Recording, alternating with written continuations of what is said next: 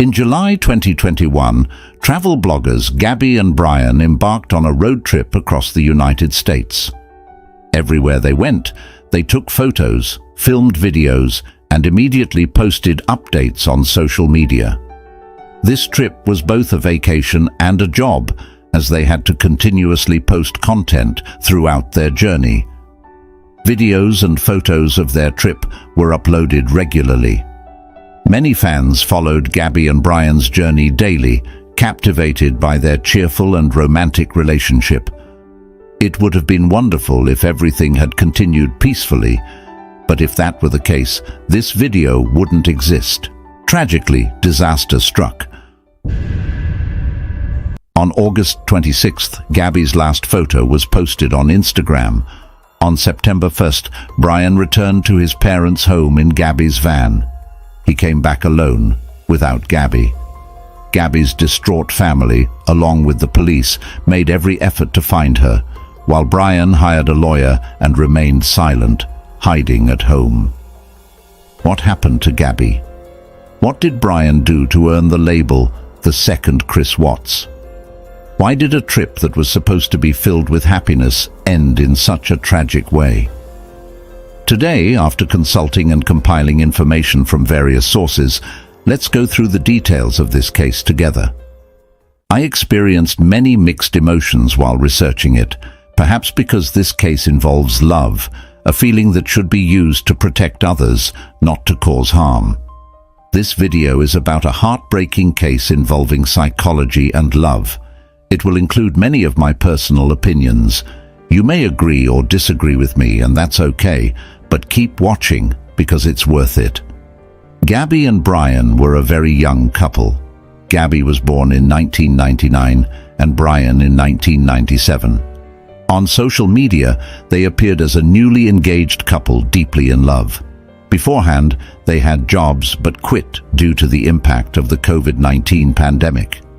Gabby and Brian chose to become social media influencers as their main profession. Gabby was well known on social media as a travel blogger. She saved up and bought a small van, converting its interior into a professional camper. Her dream was likely to travel everywhere with her beloved in this van, which served as their home, combining work and play. Though somewhat dreamy, this was a beautiful and legitimate aspiration for Gabby.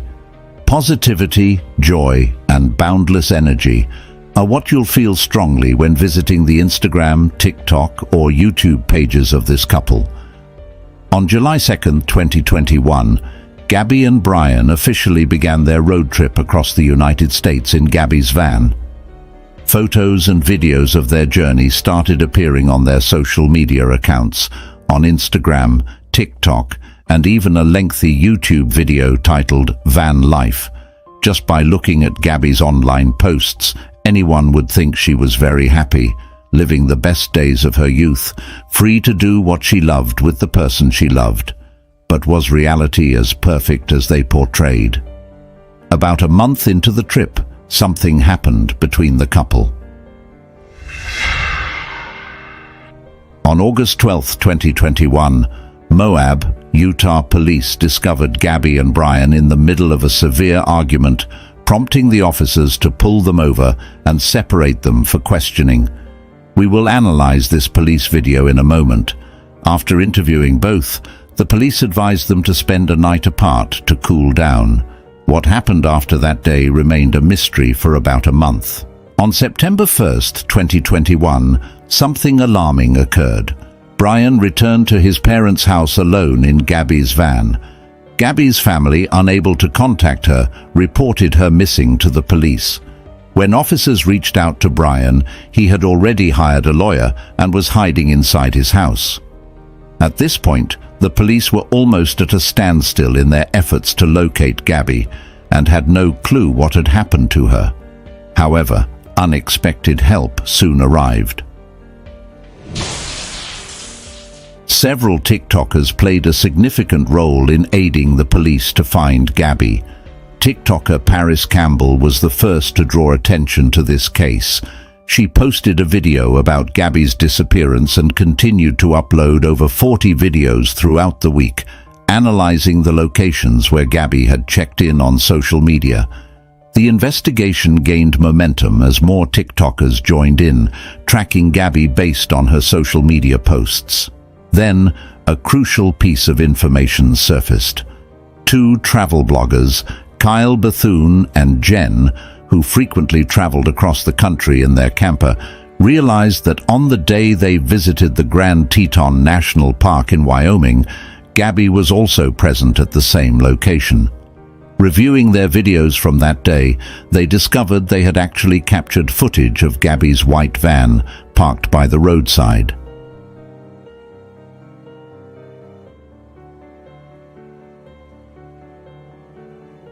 This information was immediately sent to the FBI.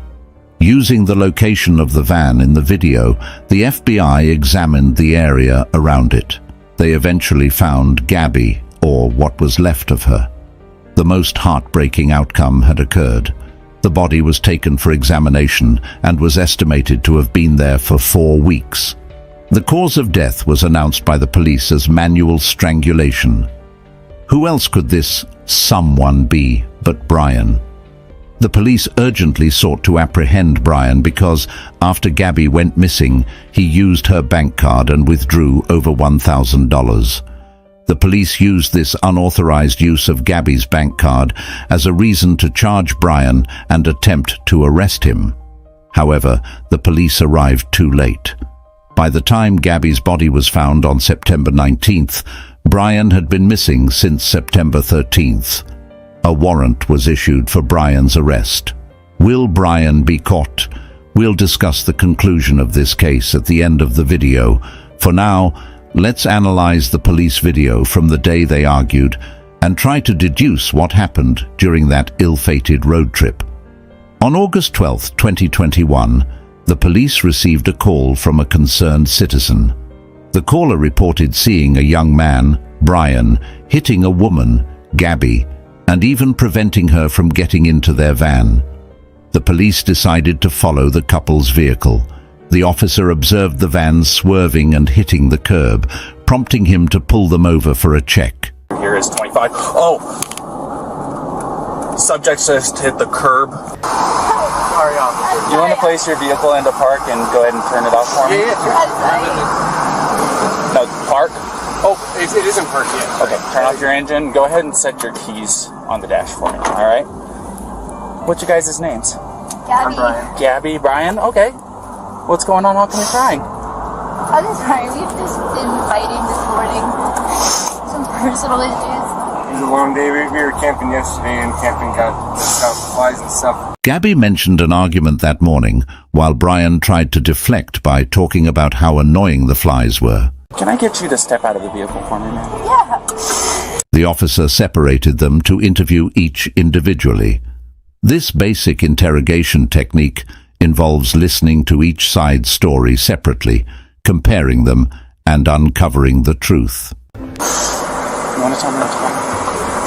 Yeah, I don't know. It's just, some days I have really bad OCD, and Okay. I was just cleaning and straightening up the back of the van before, and I was apologizing to him and saying, I'm sorry that I'm so mean, because sometimes I have OCD and sometimes I just get really frustrated. Not like mean towards him, I just like, so much work I was doing on my computer this morning. What do you do for a living? I'm trying to start a blog. I Okay. have a blog and stuff, so I've been She had a lot of work to do, but Brian was not supportive. I've just been really stressed, and he doesn't really believe that I could do any of it, so that's kind of been like I don't know, he's like We can see her unconsciously resting her head on her knees, as if she is about to collapse at the thought of Brian not supporting her work.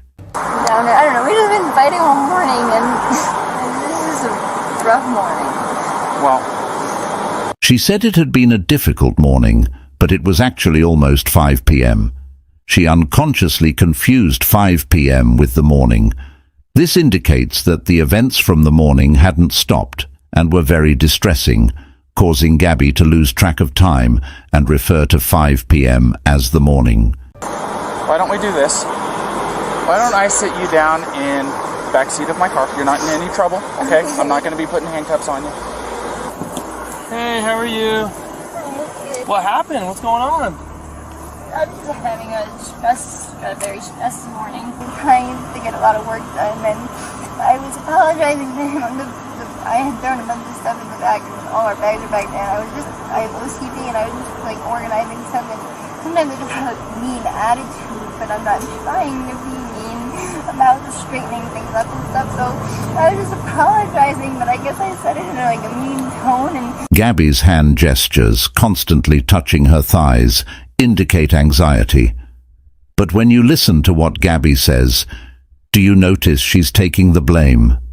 She recounts their arguments but takes the responsibility on herself, which means she's trying to protect Brian. Yeah? Is there something on your cheek here?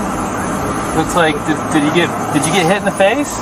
She just checked to see if she was bleeding. Let's see how she explains the injuries on her body. Kind of looks like something like hit you in the face. And then over on your arm, shoulder, right here. That's new, huh? Have a new mark? oh yeah, I don't know. Can I see the other side of your face? So, what happened here and here? I'm not sure. It was I was just trying to get in the back of the car and backpack was on the back. Do you notice the hesitation? She even says the injuries were caused by her backpack. This is clearly a lie to cover up Brian's assault. So the backpack gotcha? So there's two people that came to us and told us that they saw him hit you. There's two people saying that they saw him punch you. We're just independent witnesses by Moonflower. When hearing there was a complaint, Gabby appeared worried. She was obviously the one being hit, but was concerned for the person who hit her, fearing he would be arrested because someone saw him hit her. Let's see what she says next to protect him. Well, to be honest, I definitely hit him first. This is a form of distraction. The police aren't talking about what Brian did, but are turning the focus back to her. She's going to admit to hitting him to protect him. Where'd you hit him? I slapped him in the creek. And then what? And his reaction was to do what? I around him so I wouldn't slap him. She insists Brian didn't hit her, but says, "He grabbed my hand to stop me from slapping him." Gabby is genuinely concerned for Brian as she continuously defends him. He just grabbed you? Yeah. Did he hit you though? I mean, it's okay if you're saying you hit him, and then I understand if he hit you, but we want to know the truth if he actually hit you. I guess, yeah, but I hit him. Again, she takes the blame on herself. Where did he hit you? Don't worry, just be He honest. grabbed my face, like, I guess. He didn't hit me in the face, he didn't punch me in the face or anything. Even when she finally admits what Brian did, you can see she downplays his actions significantly. Normally we take people to jail, but The police just mentioned the possibility of jail time. Let's see Gabby's reaction. tomorrow. I don't want to be separated. You gonna have anxiety? Yeah, no, we're a team, please. There's not? What is it? No, we're a team, please. It's gonna give me so much anxiety. Can we just have a driving ticket? Because if I'll pay any driving ticket, a parking ticket, anything. Okay, Gabby, try to calm. She almost panics at the thought of Brian going to jail. Gabby doesn't want to be separated from Brian. Summarizing her words and gestures, we can see she has been very tired since the morning, and their argument was intense. This is a rough morning. Wow. Gabby was even assaulted and prevented from getting into the van. He got really frustrated with me and he locked me out of the car. But when faced with the police, she did everything to protect her abuser. Trying to get in the back of the car and his backpack was on the back. Gabby covered for him in every way, even worrying about him being accused and taking the blame for the assault on herself. I guess, yeah, but I hit him first. Gabby might have hit Brian, as she said, but it's clear that she truly loved him and is a kind-hearted person. Now let's see what Brian had to say. What's that? You talked to Gabby already? Yeah, I just spoke to her. We see Brian ask a rather pointless question, followed by some hand gestures. This indicates he's nervous and worried that Gabby might say something bad about him to the police. So, You want to do me a favor? Let's go ahead and get you to step out of the vehicle, alrighty? Come on over here. You're not in any trouble right now. It's evident that Brian is complying with the police without question or resistance. So, tell me what's going on.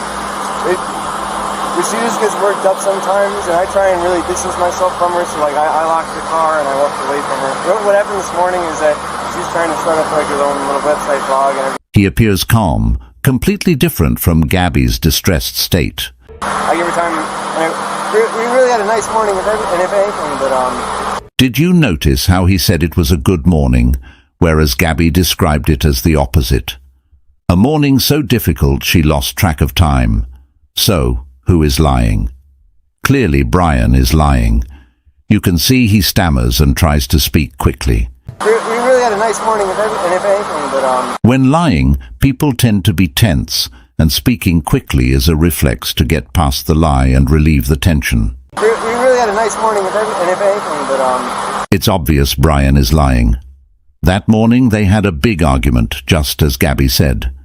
Brian then gave a relatively truthful account of what happened. You want to tell me about those scratches on your face? she had her cell phone in her hand. That's why I was pushing her away. She's gotten away. I was just trying to. I know I shouldn't push, but I was just trying to push her away to go. Let's just take a minute, step back, and breathe. And she got me with it. He claimed that all he did was push Gabby away because she grabbed the steering wheel. Hitting that curb? Hitting the curb was her grabbing the wheel. She grabbed the wheel? Yeah. She said, "I can't believe we're getting pulled over in this." Causing the van to swerve. At this point, we can clearly see the contrast between Brian and Gabby.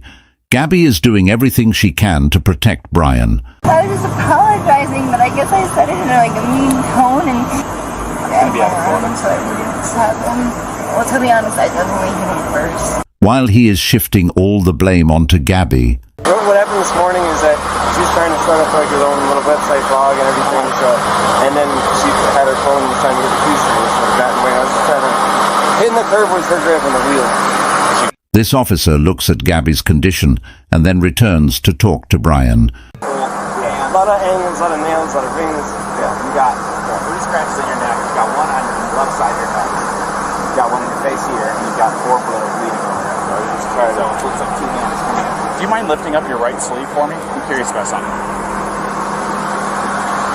By now, it seems all the officers have been fooled by his friendly and cooperative demeanor. They appear to genuinely believe he is the victim in this situation. A little bit of nails. I suppose fingernails, but I'm not complaining. I'm not complaining about Is fingernails. it bruised The scratches on his body further convince the police that he is the victim. or tender or anything like No. that? I'm fine, and I love Gabby.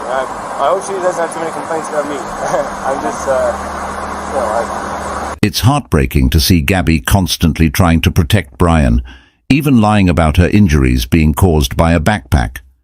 Meanwhile, he shows his injuries nonchalantly, pointing the finger at Gabby as if she is the one at fault. He even smirks, complaints about me. I'm just, as if to tell the police not to believe Gabby, implying she might say anything to incriminate him after this encounter. The police asked them to spend a night apart to cool down. They let Gabby sleep in the van and booked a hotel room for Brian, believing he was the victim. Because of these actions, the police faced heavy criticism in this case. Many people felt the police misjudged the situation, indirectly leading to Gabby's tragic end. Later, it was clear that if the police had been more stringent that day, the outcome could have been very different. The truth is that not long after that day, Gabby was murdered by Brian. I personally hesitate to criticize the police's actions. I feel that the situation was very challenging for the officers, especially since Gabby, the victim, was so focused on protecting Brian. The young girl's love, full of sacrifice and innocence, made me feel deeply bitter. It's been a long time since I felt such sorrow while researching a case. Perhaps it's because, when analyzing their actions, I saw such a stark contrast between the two who were once partners, and I thought about how despicable Brian's actions were, given how much Gabby loved him. Now let's move on to the conclusion of the case. Gabby's body was found on September 19th. About a month later, on October 20th, 2021, the police discovered another body in the Carlton Reserve, Sarasota County, Florida. The body and belongings were submerged, making identification difficult. Despite the challenges, the police confirmed it was Brian. He had died from a self-inflicted gunshot wound to the head. Along with this, the police recovered Brian's notebook. He had left a note before he died. The note was lengthy but included key points where he claimed that Gabby had an accident, falling and getting severely injured. He said he had to end her life to end her pain. He wrote, "I ended her life. I thought it was merciful, that it was what she wanted, but now I see all the mistakes I made." He also explained his reason for ending his own life in the woods. "I am ending my life not because of fear of punishment, but because I cannot stand to live another day without her." Brian confessed in this way, but experts believe his account doesn't match the investigators' findings. The autopsy revealed that Gabby was strangled manually, not that she had an accident. Some experts think Brian was trying to avoid admitting what he did and was looking for a justification for his actions. I fully agree with this assessment. With Brian's death and his confession, the case officially ended. Looking back at the entire case, we see Gabby and Brian traveling across the US in their converted van. Gabby had quit her job and was striving to become a social media influencer. She had to balance traveling and working, but in my view, this trip was more like full-time work than a vacation. Gabby had to constantly post on Instagram, TikTok, and create YouTube videos, and she was even working on designing her own website. It was truly a heavy workload. This young woman had to manage an enormous amount of work alone, and it was even more tragic that the person she loved did not support her. He didn't really believe that I could do any of it, so that's kind of been like I don't know, he's like It's very likely that Gabby's busy schedule led to arguments between them. From the analysis above, we can also see that Brian did not appreciate Gabby as much as she did him. The arguments escalated over time. We may never know the terrible events that occurred during those days, but we do know that Gabby was murdered by the person she loved. Brian later took his own life. He left a confession note, but its content seemed more like an excuse. A psychologist analyzed the note as follows. He used the word "I" a lot in the letter, talking extensively about himself. This shows he didn't truly feel any compassion for Gabby. He saw himself as the victim and wanted people to sympathize with him, even though Gabby was the one who was killed. He described his act of murder as a heroic deed, ending Gabby's life because she asked him to relieve her pain. According to the FBI's analysis and the autopsy, this is undoubtedly a lie. Psychologically, no one would think of killing their loved one in such a way. He fabricated this story simply because he didn't want to admit his crime. He even blamed Gabby, claiming she asked him to do it. He was a narcissist with an inflated ego, even when no one else was around, and even when he was about to take his own life. He wanted to protect his ego and pride to the very end. The psychologist noted that he was a clumsy and ineffective manipulator. He tried to manipulate readers into believing he was a good person, but it was obvious that this was false. It is truly tragic that Gabby was killed by someone she genuinely loved, while the despicable murderer claimed to love her. Even in death, he said he died because he couldn't live without her. There are cases where people call it murder out of love. In my opinion, it's unfair to use love as an excuse to justify such vile actions. Love is the most beautiful emotion. Don't confuse love with impulsive cruelty, possessiveness, or selfishness. True love encompasses compassion, forgiveness, sacrifice, and healing. Look at how Gabby protected her abuser. Despite her submissiveness, it was genuine. The most tragic part is that she loved the wrong person. Brian only cared about himself. He didn't know what love truly was. Like many murderers who claim to kill out of love, he was selfish and possessive, treating his partner as an object to own. If he couldn't have her, no one else could. His ego was supreme. All his feelings and emotions were paramount.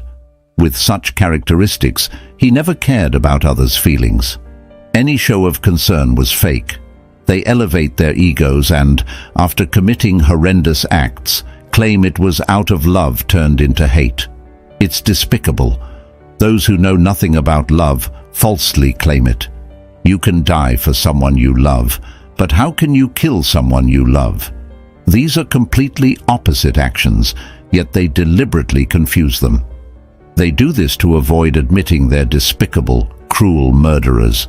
To protect their enormous egos, they use love as a shield, deceiving themselves into thinking they were justified and deceiving those who don't truly understand love, seeking sympathy. As a human being, if you truly love someone, you cannot kill them. Murdering someone is never out of love. Don't use love as a reason to justify heinous actions. Imagínate que de repente a cualquiera de ustedes llega una víbora y los muerde. Y la víbora se va. ¿Y ustedes con qué se quedaron? Con el veneno, ¿no? Es el odio, el rencor, el resentimiento. ¿Para qué lo queremos? Entonces que agarren a la víbora, ¿verdad? Pero hay que sacar nosotros el veneno. With these words, Father Francisco Bautista was trying to convince his parishioners of the need to forgive the person who had caused the violent death of Deacon Leonardo Avendaño, with whom the priest had a strong relationship. This case shook Mexico, the Catholic Church of that country, and the parishioners who could not understand who had the motive to take the life of the young deacon, especially when the main and only suspect was a priest who had been in the priesthood for more than 20 years. This is a shocking story of a fatal attack whose motive was never entirely clear. So what happened? Let's follow the details in this video. Welcome to the Crime Documentary Files channel. The story of Father Francisco Javier Bautista Avalos takes place in the Miguel Hidalgo neighborhood in Mexico City's Tlalpan municipality. For over 15 years, Father Francisco Javier Bautista Avalos served as the pastor of Cristo Salvador Catholic Church. He shared with parishioners who attended out of conviction and Christian faith, participating in several activities promoted by the church. He also attended social events within the community without a cassock, like an ordinary citizen. Father Francisco had been admired, respected, and loved by his parishioners since his arrival at the church in 2004. The Miguel Hidalgo neighborhood is named after the military priest who played a role in the initial phase of the Mexican Independence War and is also known as the father of the country. This neighborhood is known for its high-quality services and education, as well as its bustling commercial activity. A lot of people, both residents and visitors, go through this important area of the Mexican capital every day. Many of these visitors sought Father Francisco, who was believed to possess both soul and body healing powers. On Alfredo B. Bonfil Street, it was common to see long lines of believers gathering at the church, especially on Mondays, Thursdays, and Fridays. On these days, Father Francisco received local and foreign parishioners of all ages and social backgrounds. They came with the hope of being heard and having their problems resolved. During these 3 days each week, parents could be seen outside the parish with portraits of their children. Some had addiction problems, others had disappeared, and some had been abducted, putting their lives in danger. People with physical pain or spiritual afflictions also came to the parish. Cases of demonic possession and evil spirits deserved special mention. Although there were very few, they too received attention. Father Francisco had become famous for his healing acts and exorcisms. This way of proceeding, very different from that of most priests, led him to be a regular guest on television shows specializing in supernatural topics. He also published the book Psalms and Prayers to Heal the Soul. All this contributed to the priest's reputation and the spread of his special abilities. There was a particular ceremony that made him look very powerful. Sometimes the rite occurred in a temple bench corner. On other occasions, in front of the atrium or standing face to face with the believer. In any of these forms, the rite of reception was fulfilled, during which the parishioner unburdened their sorrows while the priest listened and prayed. The duration varied according to the seriousness of the case. If necessary, the religious man turned to one side, and with a subtle movement of his head, he indicated to Gile to pass him the oil that Father Francisco would then smear on the believer to end the reception. For the closest parishioners, Gile's presence was normal. It was said that the father discovered that the 60-year-old woman had a special gift. That is why she was his shadow in every healing act or exorcism. She lived a few blocks from the church and, together with her husband, sold various religious articles outside the temple. Before becoming the pastor of Cristo Salvador Catholic Church, Father Francisco addressed the Maria Reina Catholic Church, another nearby temple, also in the Miguel Hidalgo neighborhood. Since those years, he had already begun to become famous for his exorcism rituals. In fact, there are still those who claim that he received training in the Vatican for this type of practice.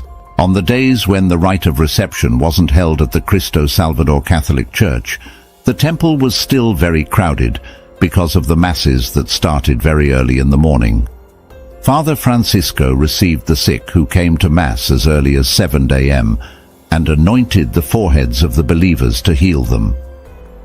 The versatile religious man wasn't only dedicated to his ecclesiastical duties, but was often seen sharing and accompanying the community in various social and sporting events, as well as during different celebrations and other community activities.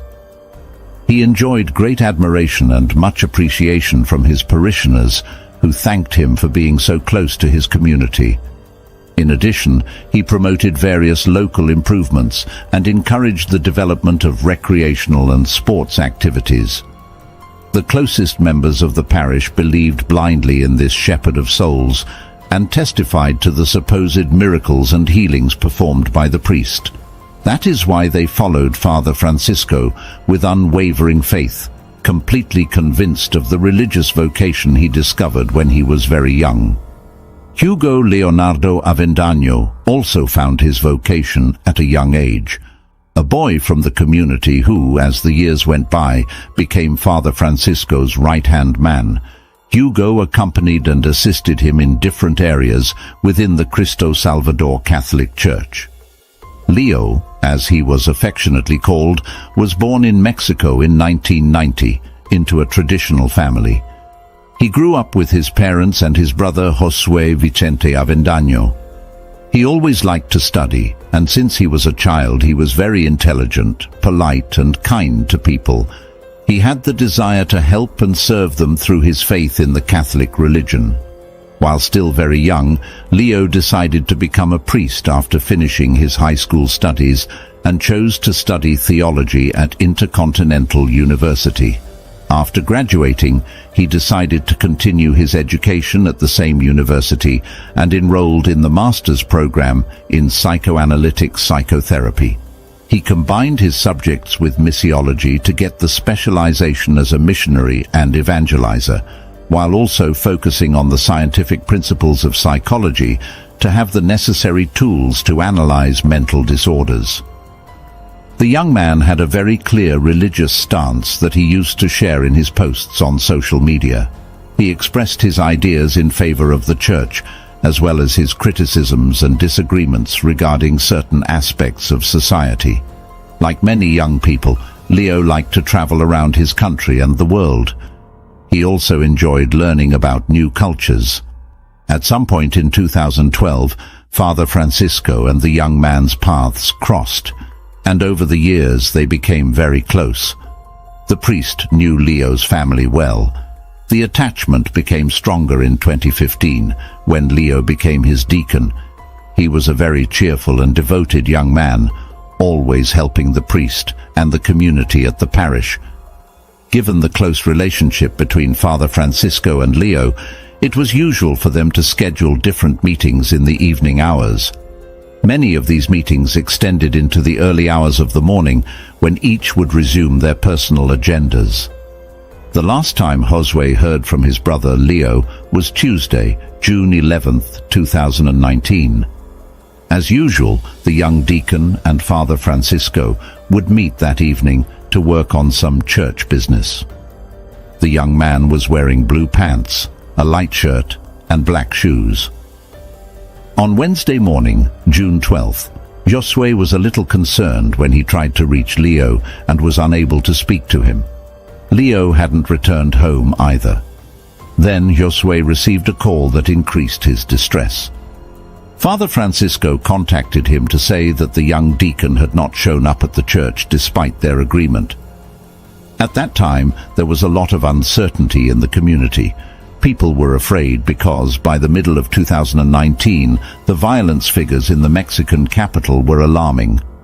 Authorities had registered nearly 700 homicide victims, almost 30 kidnappings, and more than a dozen femicides. In addition to these worrying statistics, the cases of Aide Mendoza and Norberto Ronquillo had a deep impact on public opinion. 2 students were killed in strange circumstances. At that time, the authorities had not shown truly solid progress in clarifying what had happened and catching those responsible. Amid this climate of great uncertainty, Josue decided to go to the prosecutor's office and report the disappearance of his brother. He was attended to at the office, specialized in the search, location, and investigation of missing persons, where he said that Leo had gone to the Cristo Salvador Catholic Church the day before, around 11 p.m. He specified that neither he nor the rest of the family knew where the young deacon was at that moment. According to Josue's statements to the authorities, his brother was going to meet with the parish priest. To make the search easier, the authorities asked him what route Leo regularly took. In detail, Josue told them that he normally took the route from his house in the Aculco neighborhood in Iztapalapa along Axis 3, and then the inner loop to the exit of the Tlalpan municipality. Finally, he joined the viaduct that led him to Insurgentes Avenue, and from there to the Cristo Salvador Catholic Church. The information about Leo's usual route was the starting point for the official investigations to find, hopefully, at some point along the route, some clue about his whereabouts. Finally, Josue declared that his brother had sent a message to a friend on the night of June 11th, telling him that he would meet Father Francisco at the church and stay overnight at his house.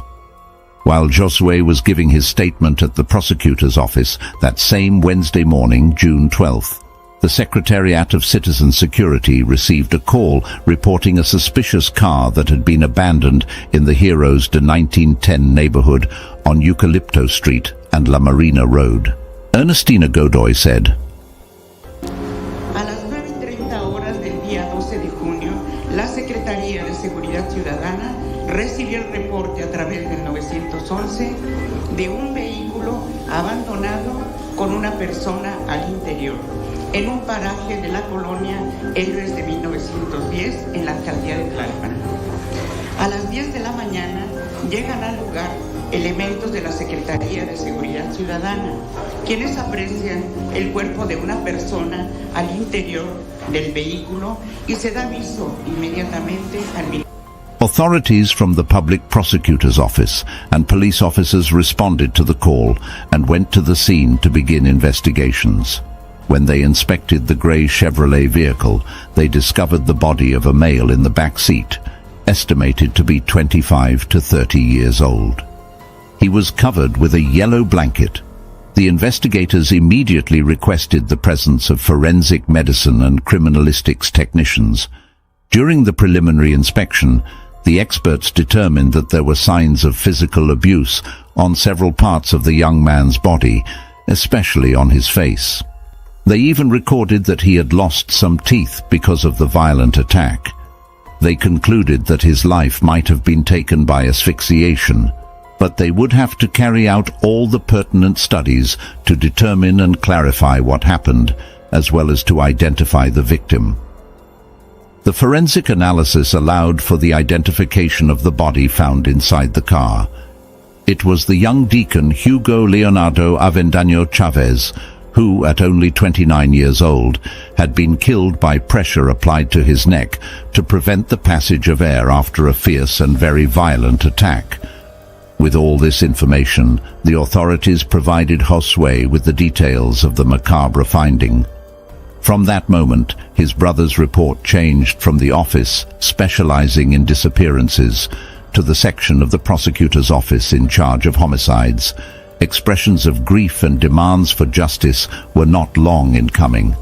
Visibly moved family members, friends, students and members of the community started different protest actions. It was a time when the feelings of loss in society were at their peak. Since just 2 days before, public opinion had heard the news of the kidnapping and subsequent fatal attack against Norberto Ronquillo, a student of international marketing at Portugal University. Students from several academic and educational institutions joined together to make a video that circulated on different social media networks. With great sadness but also firmness, they demanded that the authorities fulfill their duty to protect citizens and conduct a swift investigation to clarify what happened and arrest the offenders. In the video, the young people demanded justice for Leo and for the thousands of missing people in the country. They identified themselves as members of several public and private universities, including Portugal University, the National Polytechnic Institute, the National Autonomous University of Mexico, and the National Pedagogical University, among others. They raised demands for peace and tranquility, expressing their desire to go out safely to study, work, and have fun without threats to their safety and risks that would prevent them from returning home safe and sound. They demanded their right to live in a safe country. Francisco said, Sí, yo lo reconocí ayer, sí, ¿verdad? Y pues es doloroso ver cómo quedó, pero pues bueno, ya le toca a las autoridades hacer su trabajo.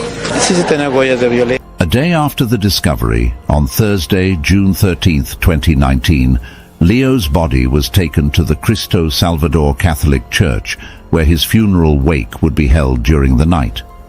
Father Francisco officiated the funeral mass in honor of his deacon, and later offered some statements to the media. Francisco said, Es una comunidad que está muy conmovida porque pues son cosas que pues se van haciendo ya como cotidianas, ¿verdad? No solamente aquí en lo que es por ser la comunidad área, sino que hay secuestros, que hay robos, ¿verdad? Y eso se va intensificando, o sea, no solamente son los dos estudiantes, ahora se está promoviendo en la televisión, sino y los demás que, ¿no? Los papás, los niños, los que están sufriendo todo esto, pues ¿qué pasa, no? ¿Cuánta gente está? During his statements, the priest referred to how moved the community was, not only by Leo's case, but by other cases that had also resonated in public opinion. He regretted that episodes such as those that had occurred were becoming a daily occurrence. Robberies, unlawful deprivations of liberty, and crimes against life. All of these were keeping parents, children, and the community in general in constant anguish. Francisco said, Esclarezca lo que ocasionó todo esto, lo que ellos prometieron, ¿no? Que hagan su trabajo, pero repito que también que nos involucren para que pues estas cosas disminuyan, ¿no? Despite the difficult circumstances in which he was expected to be moved by losing his right-hand man and the person closest to him, the priest acted completely normally. During his statements, he spoke very calmly, with a calm voice. No one could imagine the dark secrets that this, apparently peaceful and charismatic religious man was hiding. 3 days after Leo's farewell mass, authorities issued an arrest warrant for Father Francisco. The prosecutor's office, as well as Mexico's Attorney General's office, had indisputable evidence incriminating him. Based on those reports on June 16th, the control judge issued the arrest warrant.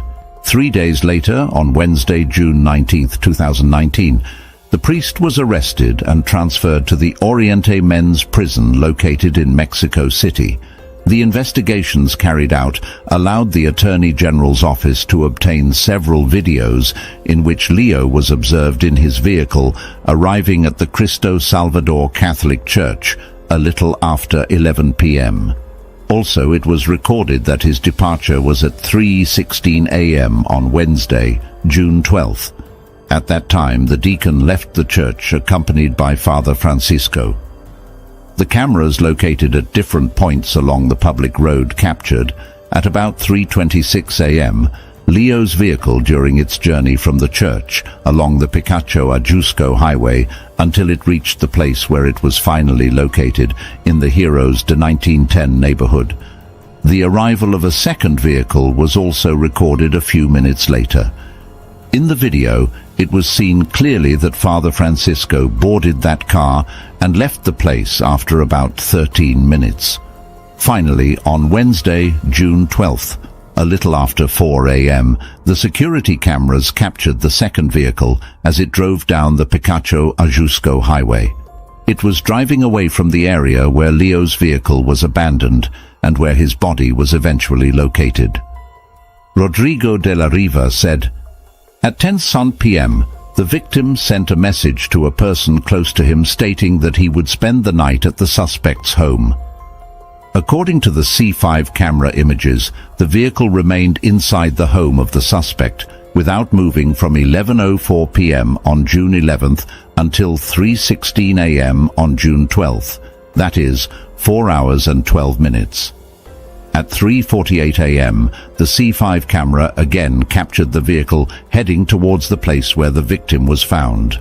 According to Attorney General's office sources, Mexico City authorities requested the issuance of an immigration alert to prevent the priest from leaving the country.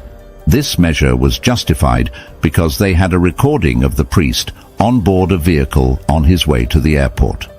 Ernestina Godoy said, Nuestro trabajo de investigación de la Procuraduría será riguroso, continuará siendo riguroso, apegado estrictamente a derecho, respetuoso de las garantías y derechos humanos de las víctimas, sus familias y de quienes sean imputados de alguna presunta responsabilidad. Two strong pieces of evidence further implicated Father Francisco. The first was the discovery of a message in which Leo told him that he had arrived at the church. This important piece of information was obtained after the young deacon's phone was checked. The second piece of evidence was that the investigating authorities found the keys to Leo's vehicle in the priest's possession. Despite the evidence against him, the priest denied having met with his deacon. He referred to the call he had with Josue a few hours after Leo's disappearance, in which he affirmed that Leo had not attended the scheduled meeting. Although the investigations pointed directly at the priest, his parishioners believed in his innocence and were ready to defend him vehemently. Reactions were not long in coming. As soon as the arrest became known, a group from the community organized to protest and affirm that the most serious of injustices were being committed. Ana Lilia said, "Unfair, terribly unfair. We are very dismayed and hurt. The authorities are not doing things properly and are crucifying a just man, an incomparable man. We would like to have a high-level politician like him." Garcia Hernandez said, "How is it possible that they believe that, for God's sake? Have all of you lost your feelings? Have you all? Everybody is sensationalist. They make up stories, for God's sake, and they still eat and sleep peacefully. I can't believe it. God is watching us." The case soon became the topic of conversation and speculation both publicly and privately. Rumors were everywhere, prompting Attorney General Ernestina Godoy to address the gossip officially.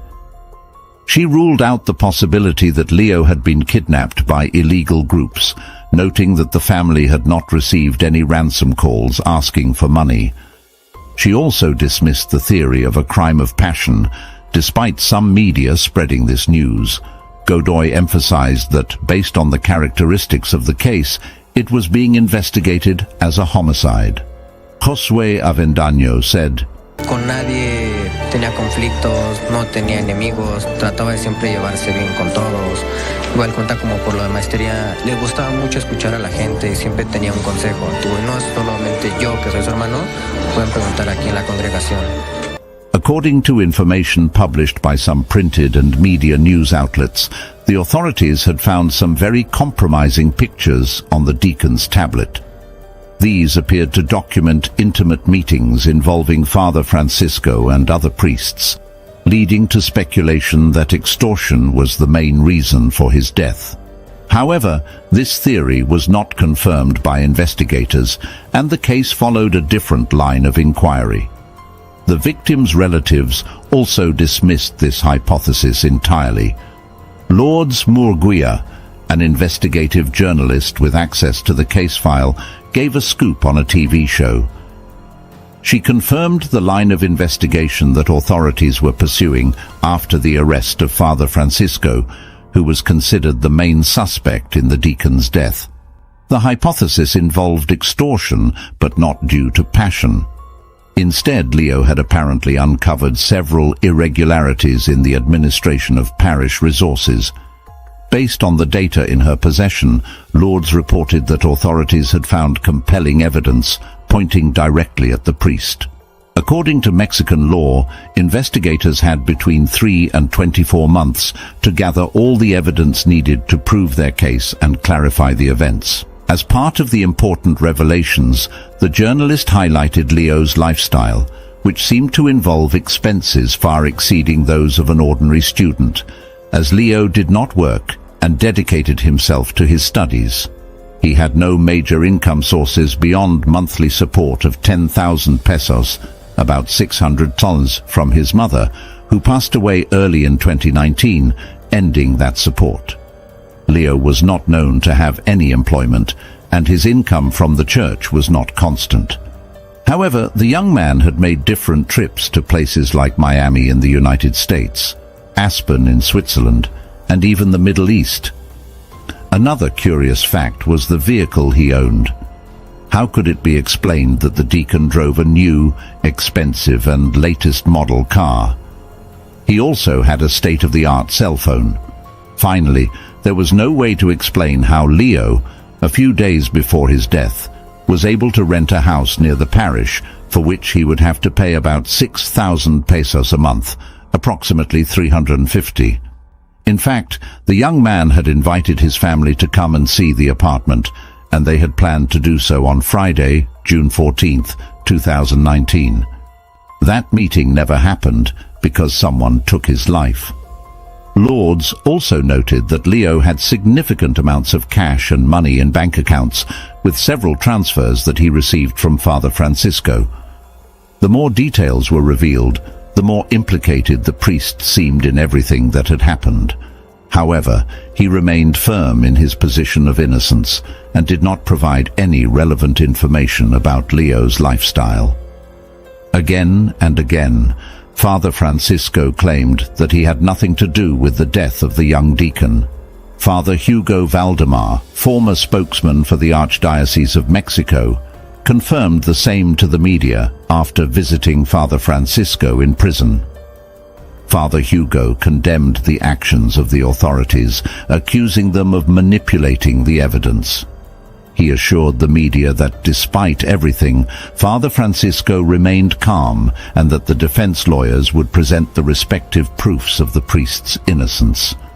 Jorge Cuadra said, Desde luego, porque se basan simplemente en un seguimiento vehicular para determinar quién fue o no responsable de un homicidio. Ya se determinará, no podemos adelantarnos a lo que el juez determine. Pues son 30 minutos que se dan de receso y ya podremos ver a fondo lo que resuelva. No son claros. Ya presentaron, la Fiscalía presentó los videos, nosotros estamos presentando una pericial en criminalística tendiente a desvirtuar lo que la Fiscalía pretende acreditar con esos videos. The priest's lawyers, Jorge Cuadra and Jorge Pinuño, also asserted the priest's innocence and questioned the investigation's development. In their opinion, the videos presented, which placed him with the victim at the scene of the crime, were not sufficient to hold him responsible for taking Leo's life. Just as the ecclesiastical representatives defended the priest vehemently, the community was on the same line of action. The demonstrations of support and solidarity from Miguel Hidalgo's inhabitants for Father Francisco were unwavering. From the moment they learned of the priest's detention, the community maintained a steadfast attitude over the following months. An important group within the community insisted that the authorities had made a mistake and that Father Francisco could not have committed such an abominable act. The parish priest's defenders did not limit themselves to prayers or demonstrations within the church. They took their discontent to the streets, leading to several protests.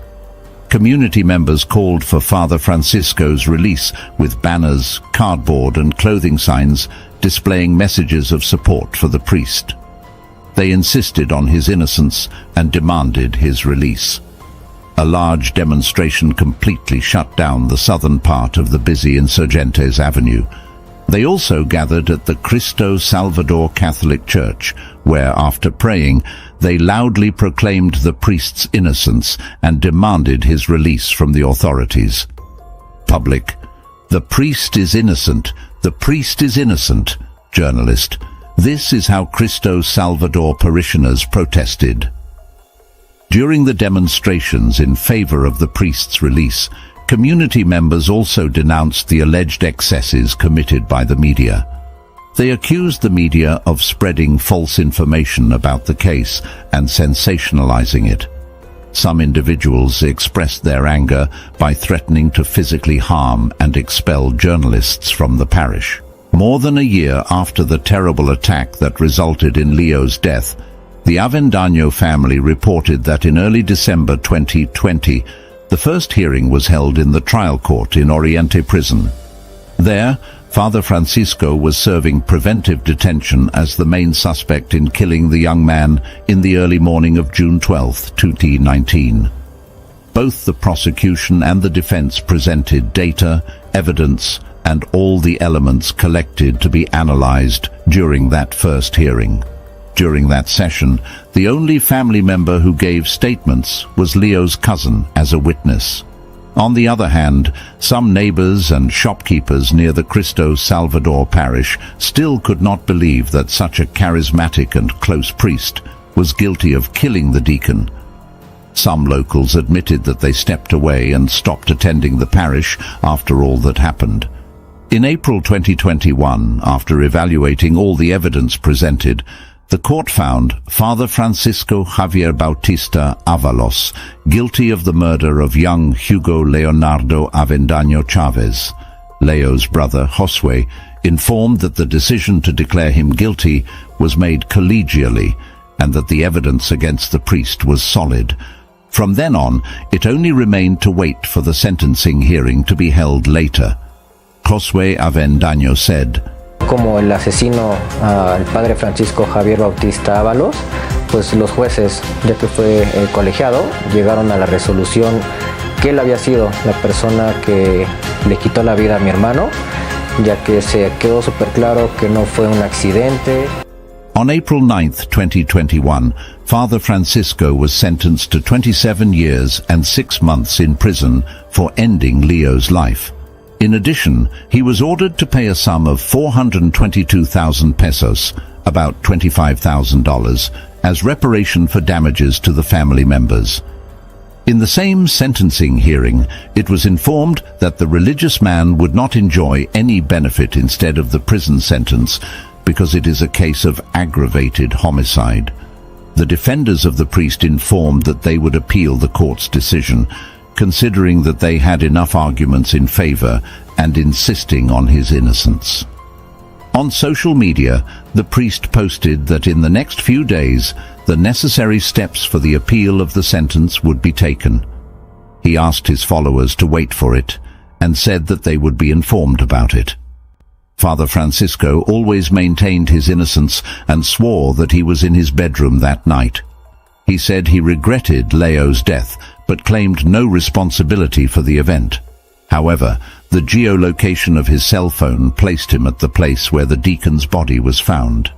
Not only that, both his and Leo's cell phones had the same geolocation during the whole sequence of events of that early morning. The images recorded by the security cameras added to this. And finally, he was blamed for not being able to explain why the keys to the young man's vehicle were in his possession. For believers, religious temples are a place for reflection and meditation. They are also a place to open their hearts and humbly surrender to God.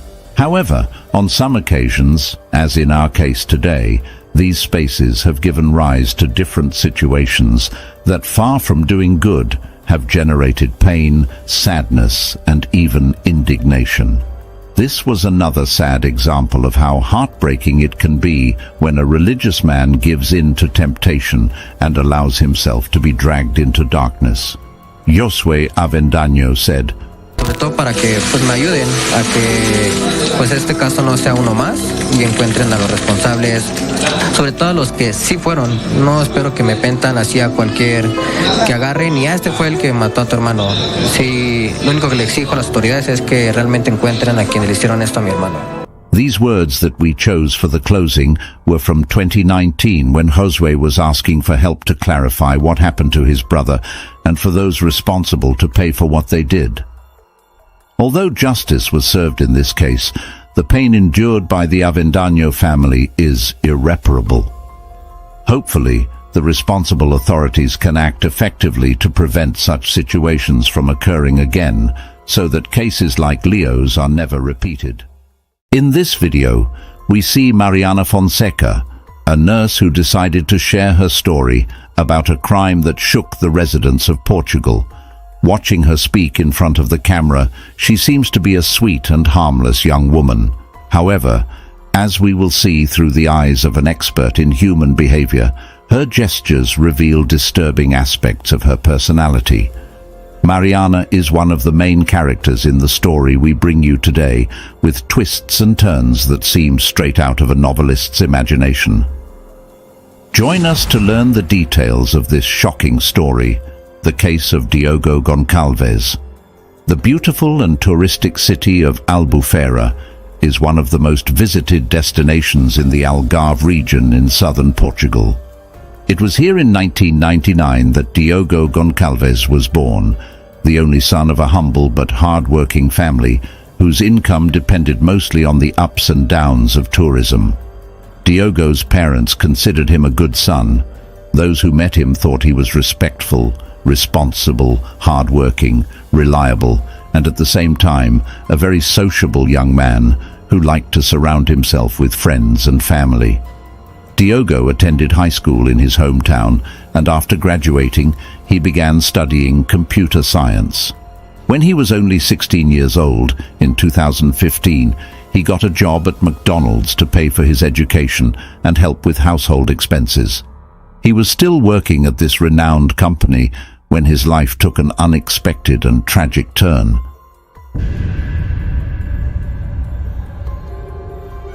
One day, his father collapsed before his eyes due to a stroke that, according to media reports, left him in a vegetative state. That same year, while he and his mother struggled to cope with his father's delicate health situation, the young man faced a new setback. His mother, a woman who always supported him so he could study and progress, was the victim of a car accident while on her way to her cleaning job at a shopping mall. The woman was dragged several meters by a vehicle and fell into a ditch, where she died from the serious injuries she sustained. Although the driver fled the scene, the police managed to identify him, and the man was brought to trial. While Diogo was waiting for the man responsible for his mother's death to be sentenced, his father had to be transferred to a health center where he could receive the care that his condition required.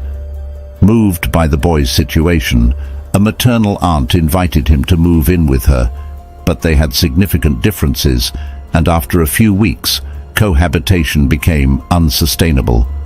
Then the young man talked about it with a friend, and his parents rented him a room in their house in the Algoz area, also in the Algarve.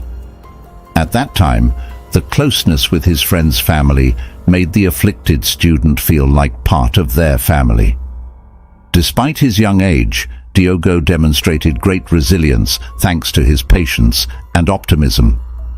In 2017, at the age of 18, Diogo finished his studies in computer science and secured a 6-month internship at the prestigious 5-star tourist resort and spa, Vila Vita Park. His performance pleasantly impressed his managers, who offered him a position as an IT technician in 2018. The professional accepted the offer and resigned from his job at the fast food chain where he had worked for almost 3 years and had risen to the position of manager on duty. Diogo entered this new stage of his life with hope, envisioning a future of opportunities that would help him get ahead after the hard trials he had faced. After some time with the company and hopeful for better times, he decided to buy a car. The young man got along very well with his co-workers, including a girl who particularly caught his attention. She was Maria Malveiro, 19, who worked as a security guard at the hotel. Maria also came from a humble background and, like Diogo, had to deal with challenging situations. Her mother had a mental illness and her father abandoned the family when she was very young, so she never had contact with him again. The security employee was a lover of martial arts and studied karate. She dreamed of becoming a police officer, but when she applied to the academy, she was rejected because of a tattoo on her body. That disappointment led her to study at Segurinfo, a company dedicated to training guards in various private security fields. Diogo liked Maria. From the moment they met, he made sure she knew it, but she didn't reciprocate and treated him coldly. Fabio Acosta, Diogo's good friend, said that Diogo was in love with Maria and that he was obsessed with her to the point of rejecting a good job offer from the Sheraton hotel chain in Lisbon because he didn't want to leave her side. Diogo would invite Maria to go to restaurants and for walks. Additionally, when she was on duty, he would bring her dinner or lunch. Eventually, the two became inseparable, and those who watched them thought they were a couple. However, there was no romantic relationship between them. Maria told Diogo that she didn't want a relationship with him because she had just ended a toxic relationship with a naval officer, but at the same time, she gave him false hopes. The computer technician didn't give up hope for a future with her, and kept looking for ways to stay close and please her in every way he could. One day, he suffered great disappointment when he stumbled upon a social media video of Maria kissing another woman on the mouth. Diogo was upset, as he thought she should have told him that she liked girls, and that was the reason they would never be together. Fabio, Diogo's best friend, tried to calm him down by assuring him that girls often kiss each other on the mouth, but Diogo was not convinced. He insisted that Maria had lied to him, and that was the reason for her rejection. Despite the disillusionment, Diogo and Maria remained friends, and she continued to accept his gifts and invitations to go out. On several occasions, Diogo tried to accompany her home, but she always told him that her roommate had a jealous boyfriend who wouldn't accept another man in the apartment. Time went by, and in December 2019, Diogo was informed that he would finally receive compensation for his mother's death, which occurred 3 years earlier. Once the payment of 70,000 euros was made, the young man decided it was time to buy a house to avoid paying rent. Diogo shared the good news with his friend Maria, who, a few weeks later, resigned from the hotel, claiming that she could no longer stand the comments of her co-workers about an alleged relationship between her and the computer technician. She also justified her resignation by saying that she wanted to spend more time with her mother, who needed more attention due to her mental illness. At this moment, there was no reason to doubt her words, but subsequent events would suggest that her decision to resign from the hotel had darker motivations. This is where the third main character of this story comes into the picture. Mariana Fonseca, 23, the young woman we saw in a video at the beginning of our story. She was a nurse at the Lagos hospital and had a stable romantic relationship with Maria. By the first quarter of 2020, they were living together in the house of the health worker's parents, as they didn't yet have the financial stability to afford their own home where they could openly express their relationship. That was Maria's situation when she found out about the large amount of money Diogo would receive. Curiously, from that moment on, Maria began to get closer to her suitor. Everything indicated that Maria shared the information with her lover, and they decided together to deceive the young man into accessing his bank account data and stealing the compensation money. The truth is, one day, after repeatedly turning down Diogo's advances, Maria surprised the love-struck young man by suggesting they have a romantic evening together. This was music to his ears. He could not believe his luck. After waiting so long, the very idea of being with his beloved filled him with excitement. The meeting was set for the night of Friday, March 20th, 2020. Diogo was excited, unable to feel any doubt about what led the girl to such a sudden change of heart. That day, Felisberta Canario, his landlord and mother of his friend Fabio, was returning to Lisbon after 6 years of work in the Algarve. The family had decided to relocate and sell the house. Although Maria and Mariana gave different versions of what happened that day, here are the facts as reported by the media based on official information. As soon as she arrived at the place, Maria offered Diogo an orange juice that she had brought, but the drink had a surprise ingredient: 3 ampules of diazepam, a drug that affects the central nervous system with anxiolytic and sedative effects. According to reports, Mariana was the one who proposed the use of this substance, which she stole from the hospital where she worked. The partner's plan was for Diogo to fall asleep, so they could access his bank information and manipulate his fingers to bypass the phone's tactile security controls. Mariana reportedly waited in her vehicle outside the house while her girlfriend executed the plan. She even texted Maria several times to find out if the sedative had taken effect, as it was taking longer than anticipated. Inside the house, things were starting to get tense. Diogo didn't understand what was going on and began to get nervous. Maria then tried to calm him down by promising him a sexy dance, but first she had to tie him to a chair. After being tied up for a few minutes, Diogo panicked and asked Maria to let him go, but she became violent and they began to struggle. Taking advantage of her experience in martial arts, she controlled Diogo, threw him to the ground, and wrapped her arms around his neck, preventing him from breathing. According to Mariana's reports, Maria asked her to come in, and when she did, she found Diogo on the floor.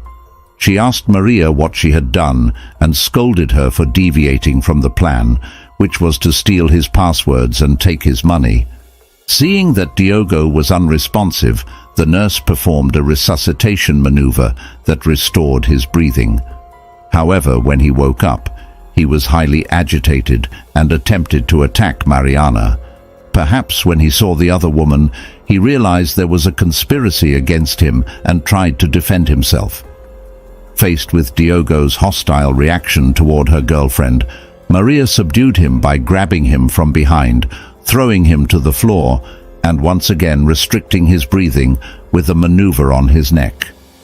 Diogo's life ended at the hands of the woman he loved. His body lay in the living room of the house. They immediately began their planned robbery. First, they cut off his thumb and forefinger to unlock his phone, access the mobile payment app, and transfer the money. This process took several days due to daily transaction limits for such operations. At the time of the crime, telecommuting had just begun due to COVID-19 pandemic restrictions. Since Diogo was scheduled to work the next day, the perpetrators tried to prevent his colleagues from noticing his absence and reporting him missing. One of his IT colleagues received a text message from Diogo's number stating he wouldn't be able to work his Saturday shift and needed a replacement. However, this message seemed unusual to his colleague, as Diogo wasn't known for suddenly changing shifts. Concerned, the colleague asked if Diogo was okay and received a positive response. Similar strange texts were exchanged with others close to Diogo throughout Friday and part of Saturday, sounding less and less like his usual communication style. Diogo's boss also received texts, including one claiming he had met a woman from France and was moving there suddenly. This raised suspicions because Diogo was known for his responsibility and wouldn't abruptly leave his job. Seeking answers, the boss tried calling Diogo, but received a text saying he couldn't talk on the phone. Insisting on hearing his voice, the boss replied that he would be calm until they talked, and Diogo explained what was happening.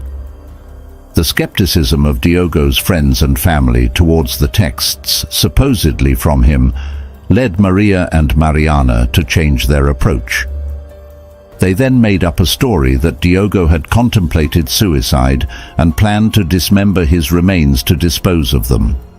Maria later claimed that they were inspired by the TV show Dexter, where a forensic doctor eliminates criminals who escape the judicial system and erases traces of his crimes by dismembering his victims. After completing their macabre task, they placed Diogo's body in garbage bags in the trunk of their car. They then went to an ATM and shopped at a mall, where security cameras caught them hugging and laughing. Returning to their residence, they proceeded to dismember Diogo's body. Eventually, they placed his torso in a black bag and the remaining pieces in a container. During this time, Diogo's friends initiated a campaign to report him missing and alerted authorities, who awaited the mandatory 48-hour period to officially declare him missing. The women then left the house. Maria drove Diogo's vehicle to a cliff near the Cabo San Vicente lighthouse in Sagres, closely followed by Mariana in her car. Around 2 p.m. that day, Maria threw Diogo's torso off the cliff and abandoned his car nearby, hoping it would look like Diogo had taken his own life. However, the torso got stuck on the cliff instead of falling into the sea. Together they drove about 7 kilometers for approximately 12 minutes to the Pago do Inferno waterfall in Tavira, where they disposed of the rest of Diogo's remains in the water. Soon after, Diogo's car was discovered in a nearby parking lot by the Cabo San Vicente lighthouse. According to a Correio da Manhã news report, 2 computers were found inside the car. The judicial police were called, and thorough land and sea searches led to the discovery of Diogo's torso, partially covered in a black garbage bag. Simultaneously, another disturbing discovery was made along the coast at Pago do Inferno, where a French couple stumbled upon the man's head. Following an intensive search by police officers, Diogo's arms and legs were eventually located. Investigators found the circumstances surrounding Diogo's death unusual, particularly as they learned more about his quiet demeanor and lack of association with people of questionable character. Continuing their investigation, the detectives soon discovered that Diogo had received a large compensation for his mother's death. Following the money trail, they found that a significant sum had been transferred from Diogo's account to Maria's. Logically, the next step for the investigators was to look for Maria to explain why Diogo's money was in her account. To justify her actions, Maria claimed to the police that she killed Diogo because he attempted to sexually assault her. She even claimed that this was the reason she had resigned from the hotel before the incident. However, when investigators reviewed the text messages between the victim and the perpetrator, they revealed a different story. The text messages showed that their relationship had grown closer after Maria left her job, contradicting her allegations. From her initial interactions with investigators, Maria asserted sole responsibility for planning and carrying out the actions that led to Diogo's death. She emphasized that her partner, Mariana, was not involved in the crime, but Mariana's account contradicted Maria's claims. The nurse explained that Maria told her that she wanted to steal money from someone, but that she had no intention of ending his life. She explained that she had only intended to make him suffer by forcing him to give her the password to his bank account. The evidence compiled by detectives was sufficient to implicate both women in the crime. Investigators had phone records, a cell phone, and recordings from the security cameras of an ATM.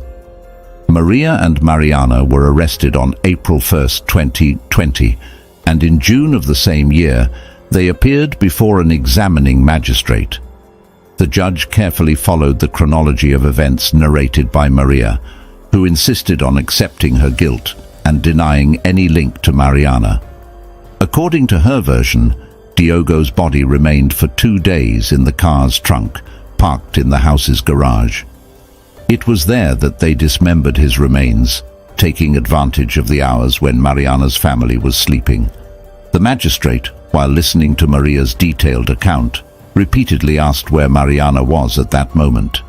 As the body was divided with surgical precision at the joints, all eyes in the courtroom fell on Mariana. Mariana anticipated any questions by explaining that because everyone knew she was a nurse, they assumed she was responsible for the dissection. She clarified that consulting the internet provided enough information on the subject. Regarding Maria's statements, she described how the light in the garage was constantly turning off, disrupting her work, and Mariana had to stand next to the sensor to keep it on. Furthermore, it was reported that after disposing of the remains, Maria started texting a colleague at the hotel, who told her that Diogo's vehicle had been found, and she felt fear for her partner's life. The defendant replied that she also expected the worst, but that there was nothing to be done. The young women texted each other again when it became known that Diogo's torso had been found. On that occasion, the hotel worker asked Maria who could commit such a crime, to which she replied that, in her opinion, the suspect was the victim's aunt. The examining magistrate ordered the preventive detention of both, commenting that this was a serious crime within the legal system, committed in a cold, calculating, reflective, and macabre manner. In his ruling, the magistrate stated that the coldness of the defendant's statements could frighten and shock anyone. Maria and Mariana listened to the judge decree the measures. They held hands and didn't seem afraid. They would both go to the Tyres prison in Cascais, and the only thing they could think of was to request to be in the same cell. Several months later, on February 24, 2021, the trial against the defendants began. During her testimony in court on February 26, 2021, Maria reaffirmed that the initial idea was to take revenge for the alleged attempt to sexually abuse Diogo, but that it was not her intention to end his life. The accused confessed that she intended to humiliate the victim and confirmed that her co-defendant had no relationship with the young man and was unaware of the alleged attempted rape. Maria also assured that her actions were not related to the €70,000 compensation that Diogo received for the death of his mother. The young women appeared together in court, but did not look at each other during the entire process.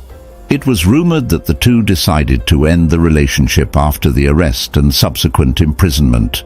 On March 9, 2021, Maria changed her initial statements. She said that she followed her ex-girlfriend's orders and specifically pointed her out as the author of the idea of administering diazepam and withdrawing money from the victim's card.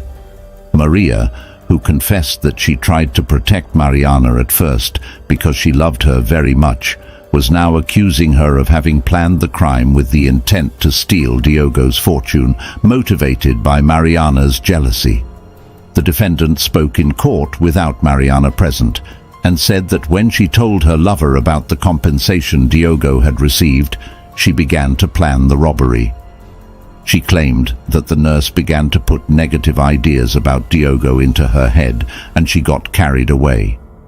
Maria claimed that when she saw that Diogo didn't fall asleep despite the diazepam, Mariana ordered her to put pressure on his neck to make him faint. But instead of losing consciousness, the young man stopped breathing. Continuing with her story, the former security guard said that upon realizing what had happened, she asked Mariana to revive him using her knowledge, and the nurse did so. Maria then told the court that she had left the room at that moment, and when she returned, Mariana hugged her and told her that Diogo no longer had a pulse, and that no one would come between them. With that twist in her version, Maria had exposed Mariana as responsible for most of the crimes, blaming her for the robbery and for ending Diogo's life. She also accused Mariana of disposing of the body. The hearing also heard testimony from some witnesses, one of whom was forensic expert Teresa Costa. The expert explained that the diazepam amounts found in Diogo's blood were much smaller than expected from 3 orally ingested vials, which could indicate that Diogo didn't take the dosage that had been indicated or had done so many hours before he died. On April 27, 2021, the court released its decision. Maria was found guilty of the crimes of aggravated homicide, co-perpetration of bodily desecration, robbery, illegal access, fraud, vehicle theft, and possession of an illegal weapon. She was sentenced to 25 years in prison and ordered to pay compensation of €265,396 to Diogo's father.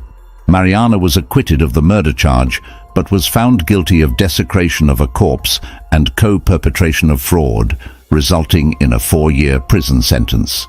However, she was released because none of the offences she was convicted of justified preventive detention, at least until there was a final sentence. Mariana was also ordered to pay €350. The court concluded that Mariana's attempt to revive Diogo demonstrated that she had no intention of ending his life. Judging by their decision, the magistrates considered the confession initially made by Maria, according to which she was the only one responsible for the judged facts. The ruling was rejected by the Portuguese residents, who considered that Mariana was as guilty as Maria of the horrendous crime against Diogo. After the ruling, Mariana left the court through the back where her father, who was present at all the hearings, was waiting for her. Neither of them made any statements to journalists. However, their lawyer said it was possible that they would appeal the decision. After the sentences, Mariana gave interviews to the media and went to work at the Lagos hospital, but the health center administration prevented her from returning to work. In interviews with local television channels, Mariana seemed happy and said that she could finally sleep peacefully. She also apologized to Diogo's family. Upon seeing the young woman's statements, a human behavior expert named Alexandra Monteiro shared a video on a well-known social media account with a brief explanation of Mariana's body language. At the bottom of the video, he detailed that he observed emotions and moods that were incongruent with the context, as well as gestures and movements associated with manipulation.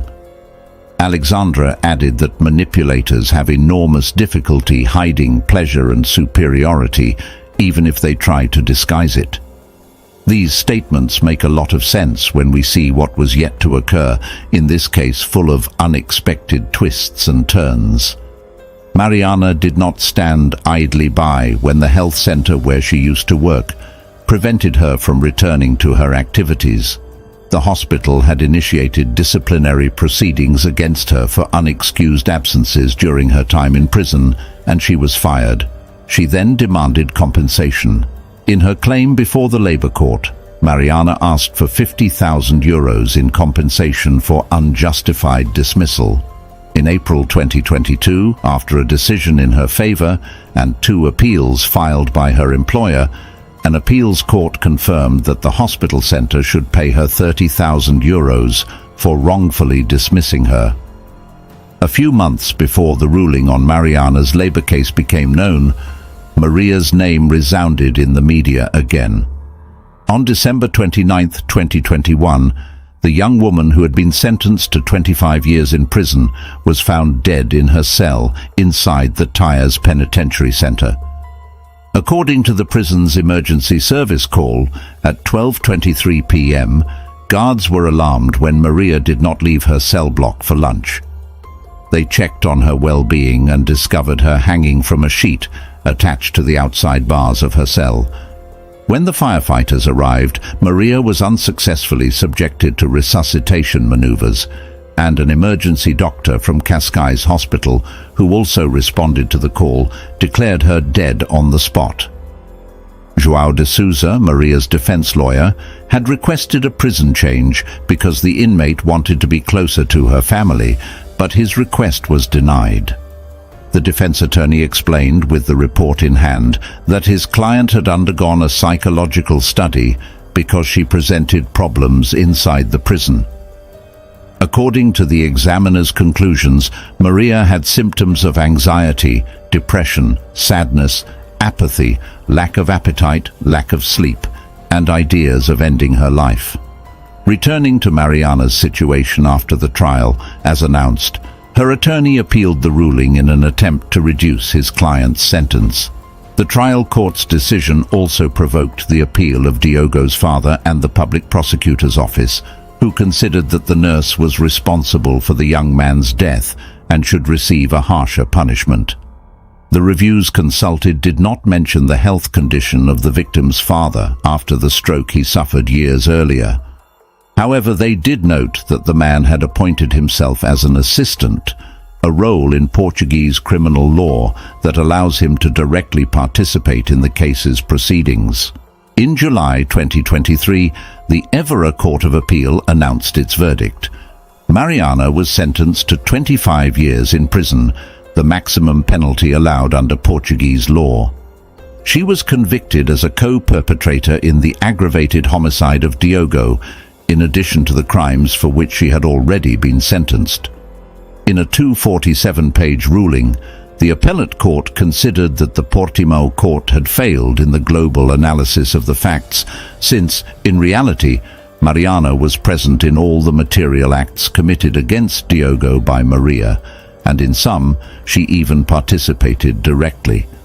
The document states that Mariana cleaned the victim's house together with her accomplice, helped transport the body, participated in the dissection of the body, and benefited from a money transfer.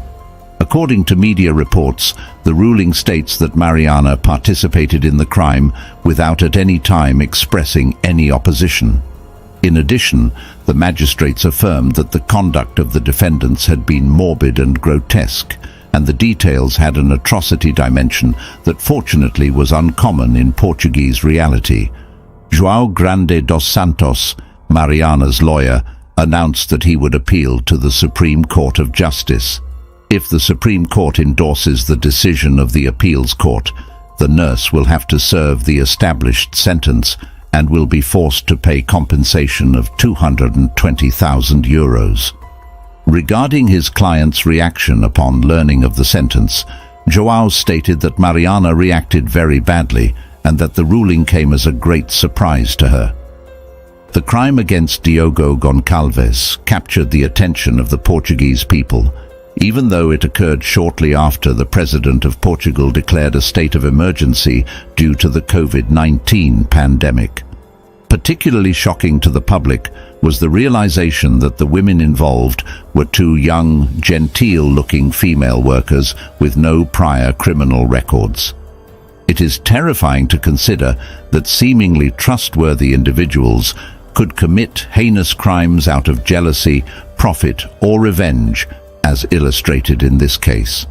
The circumstances surrounding the IT professional's death and his life story deeply impacted the beautiful tourist town where the event took place and the entire country. However, to this day, only Mariana, the only survivor of the 3 people who were present at Diogo's house on that fateful Friday, knows the exact sequence of events involving her and Maria. It remains uncertain whether she will ever disclose the full truth.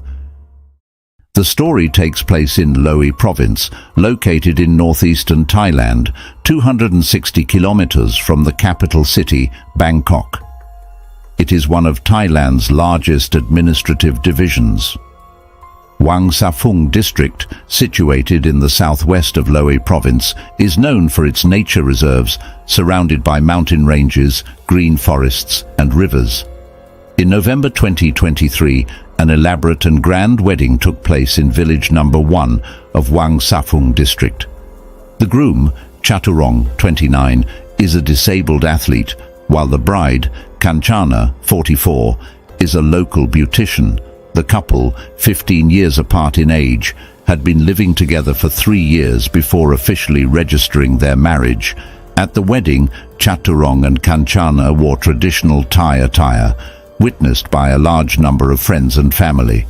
The ceremony was meant to celebrate their union, but unexpectedly, a horrifying event occurred, turning the joyous wedding day into a nightmare for all who witnessed it. So, what exactly happened on the most important day of their lives? Did a conflict arise between Chaturong and Kanchana that turned their happiest day into the most heartbreaking and tragic for those left behind? Hello, welcome to Crime Documentary Files. As usual, before diving into the details of the case, don't forget to leave a like and hit subscribe to support our channel. Thank you very much. Saturday, November 25th, 2023. In Thailand, November is a cool month with little rain and pleasant weather. Early that morning, in village number 1 of Wang Nam Kiao district, Nakhon Ratchasima province, Chaturong began leading a lively wedding procession to pick up Kanchana from Wang Safung district and bring her home. After the bridal procession, according to local customs, a religious ceremony was held at the bride's house to pray for Chaturong and Kanchana, blessing their marriage with happiness and fulfillment. The official wedding ceremony was held at 4 p.m. with friends and family in attendance. Chaturong and Kanchana exchanged wedding rings, celebrating their union after living together for 3 years, a period that helped them build a solid emotional foundation and understanding before formally becoming husband and wife. Following the wedding ceremony, the dinner reception began. Guests enjoyed local delicacies, laughing and sharing their best wishes for Chaturong and Kanchana. However, during the lively atmosphere, Chaturong and Kanchana appeared to have a disagreement. Chaturong was later seen sitting alone at the dining table, visibly upset and not speaking to anyone.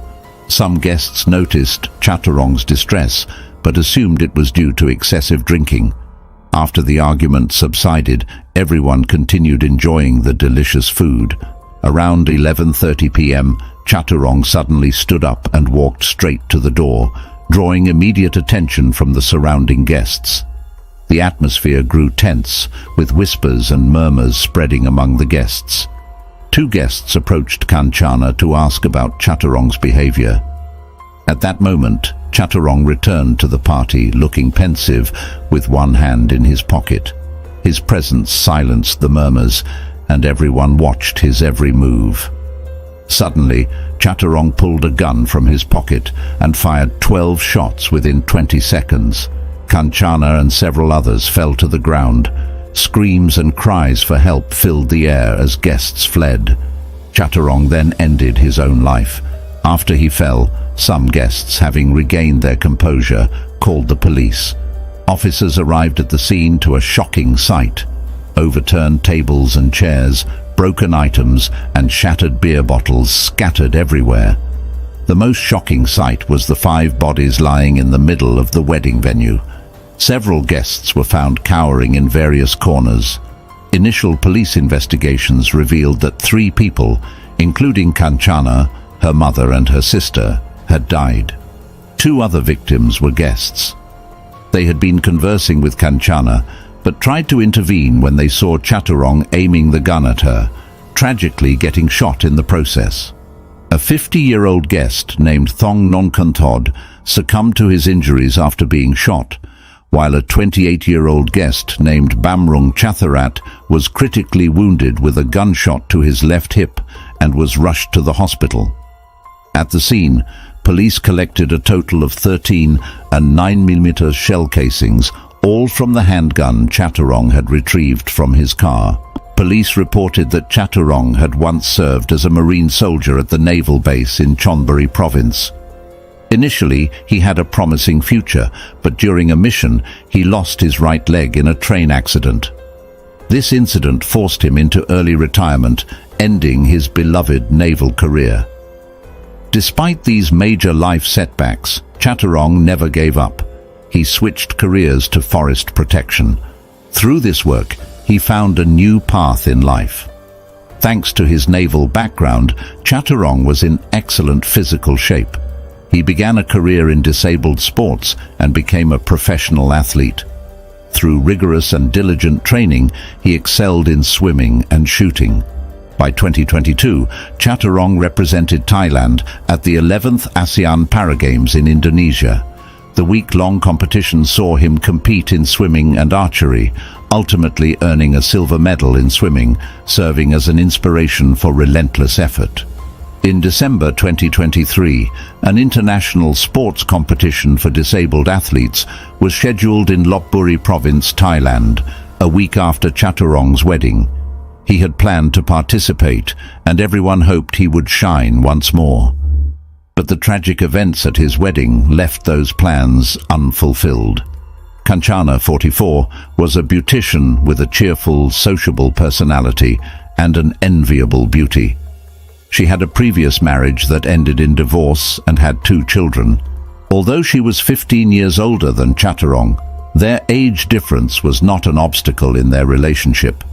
As a beauty expert, Kanchana took excellent care of her skin, making it hard to notice any wrinkles on her face. As a result, few people could discern the age difference when she stood next to Chatterong. Before getting married, Kanchana and Chatterong lived together for 3 years. During this time, Kanchana continued to care for her 2 children from her previous marriage, frequently visiting her ex-husband's home. This situation often made Chatterong uneasy. He was always anxious when Kanchana interacted with other men, leading to frequent arguments. Kanchana understood that Chatterong's jealousy stemmed from his possessiveness, so she didn't hold it against him too much. However, she didn't delve deeper into his feelings, considering it a minor issue that didn't significantly impact their relationship. Kanchana believed her visits to her ex-husband's house were solely to see her children and not to rekindle any old relationships. Throughout their time together, Kanchana maintained her commitment to their relationship. Having been married before, she knew how to sustain a healthy relationship. For 3 years, Kanchana tried to understand and tolerate her boyfriend, striving to build a harmonious new family. But things were not as simple as she thought. After the wedding incident, police gathered additional information from some of Chatterong and Kanchana's friends and family. According to a close friend of Chatterong, despite his many achievements, he was not as confident as he appeared. He was always insecure about the age difference between him and Kanchana, their different life experiences, and his own shortcomings. He felt inferior to other able-bodied men. Even though Kanchana was always supportive and kind to him, this made Chatterong fear even more that he would lose her. He constantly worried that Kanchana might leave him for a better man one day. Whenever Kanchana visited her ex-husband's house to see her children, Chatterong believed it was just an excuse to meet her ex-husband. He continually compared himself to her ex-husband and feared that Kanchana would eventually leave him to reunite with her former partner. A psychologist stated that Chatterong's insecurity and jealousy needed to be addressed through open conversation. These feelings stemmed from his self-perception. The psychologist also suggested that if Kanchana had recognized Chatterong's internal struggle earlier, she might have helped him deal with his negative emotions, thereby building his self-esteem and trust in their marriage, potentially avoiding such a tragedy. A wedding guest revealed that Chaturong and Kanchana had a dispute during the reception.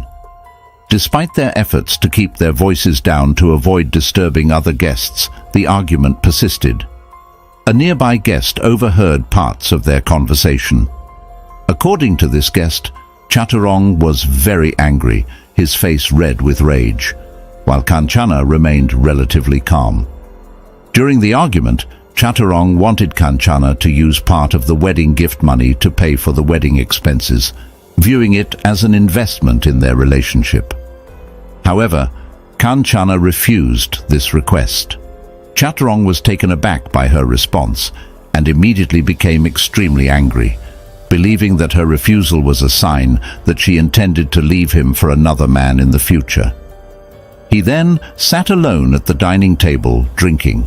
This likely brought back old memories and, combined with his existing insecurity and jealousy, caused him to become increasingly agitated. Despite the large number of guests, Chaturong had to stop arguing with Kanchana. His anger reached a boiling point with no outlet, leading him to abruptly stand up, leave the table, and retrieve his gun from his car. According to the investigation, the gun and ammunition Chaturong used were legally purchased. With his military experience, he had developed an interest in shooting after retiring. A 70-year-old neighbor near the incident reported hearing loud noises that night, initially thinking they were fireworks celebrating the wedding, only to later realize they were gunshots. Chaturong's decisive actions were beyond what a typical person would do. A psychologist suggested that Chaturong's behavior could be a sign of mental illness, leading to his extreme actions.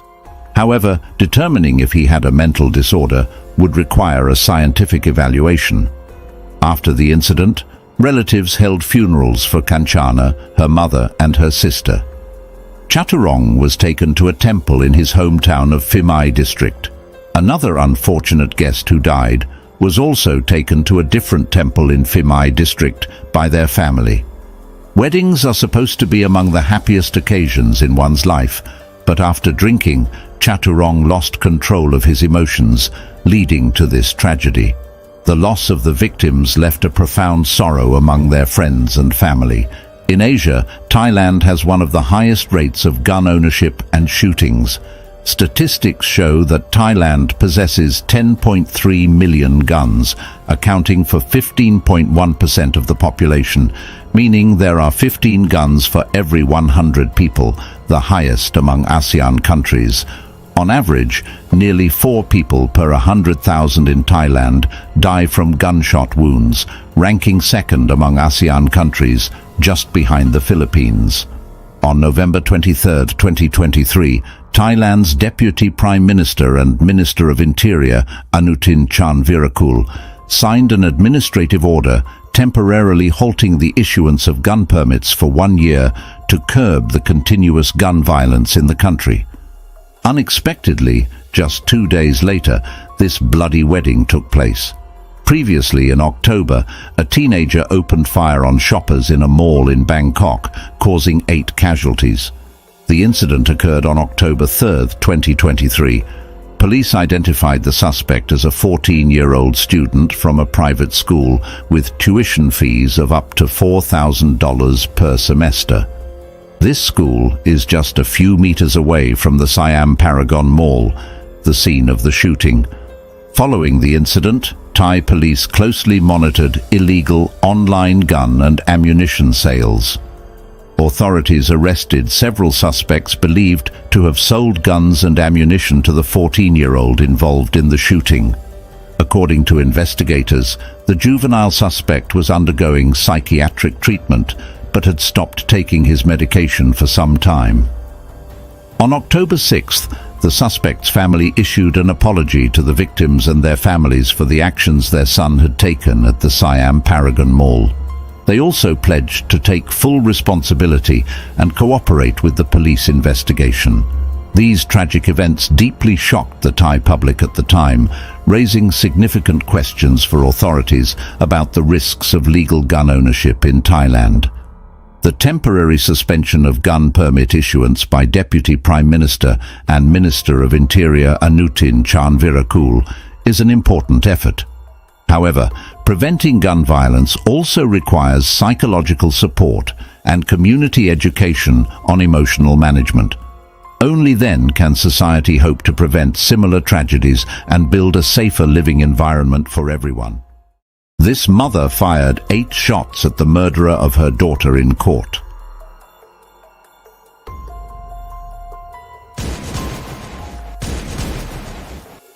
Although she avenged her daughter, she also put herself in a huge whirlpool. Some people believe she was justified in avenging her daughter, while others think she blatantly defied national law and should be severely punished. Her trial attracted attention from all over Germany and the world. Even 40 years later, this case remains one of the most notable in Germany. Why did this mother resort to vigilante justice instead of waiting for the trial to end? What kind of grievance led her to openly challenge the law? What exactly happened back then? Hello. Welcome to the Crime Documentary Files channel. Let's go back to 1980 and review the details of this case. Lübeck is located in northern Germany, just 60 kilometers from Hamburg. It is a city with a long history and a famous tourist destination in northern Europe. In addition to picturesque scenery, it has many medieval relics, and the entire old town still retains its medieval appearance. Marianne Bachmeier was born in June 1950 in Saxony, Germany. Her parents were survivors of the bombings of World War II. Her father had even served in the Nazi Waffen-SS. The harsh military life made her father an alcoholic and very irritable. He either spent his time in bars or came home to create drunken havoc, making family life miserable. Marianne grew up in this environment and became a passionate and independent girl. This wasn't necessarily bad, but her views often clashed with her parents' traditional and conservative values, leading to frequent conflicts. Later, her father abandoned the family. Marianne enjoyed a quiet and comfortable life with her mother for a while, but this didn't last long as her mother remarried. Her stepfather was even worse than her father, not only being cold to Marianne, but also being abusive. Marianne, having escaped one difficult situation, found herself in another. Her mother blamed the family conflicts on Marianne's rebellion and immaturity. Poor Marianne grew up unloved by either parent in such a terrible environment, becoming a troubled teenager. In 1966, at the age of 16, Marianne had her first sexual experience and became pregnant. As a student, she couldn't afford to raise the child, so she gave her first daughter up for adoption. 2 years later, at 18, she became pregnant again. This time she planned to raise the child with her boyfriend, but before the baby was born, she was assaulted at a dance hall. Her boyfriend broke up with her, and as a high school student, she couldn't raise the child alone, so her second daughter was also given up for adoption. After graduating high school, the beautiful Marianne found a job as a waitress at Tipasa Bar in Lübeck's old town. She eventually became romantically involved with the bar manager. In 1972, at 22, Marianne became pregnant for the third time. Despite not being financially well off and still unmarried, she felt guilty about giving up her previous 2 daughters. This time, she was determined to raise the child herself. On November 14, 1972, Marianne's third daughter was born, and she named her Anna Bachmeier. Marianne even had a sterilization operation to ensure Anna would be her only child. As a single mother, Marianne devoted herself entirely to Anna. However, over time, problems arose. Fully caring for Anna left her no time to work and earn money. Financially strained, Marianne had no choice but to take Anna with her to the bar.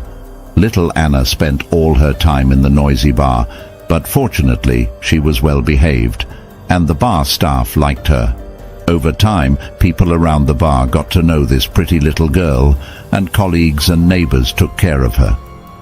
But this was not a long-term solution.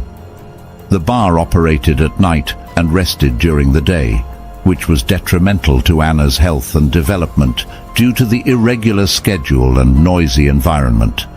Marianne, as a mother, naturally worried about this. But what could she do?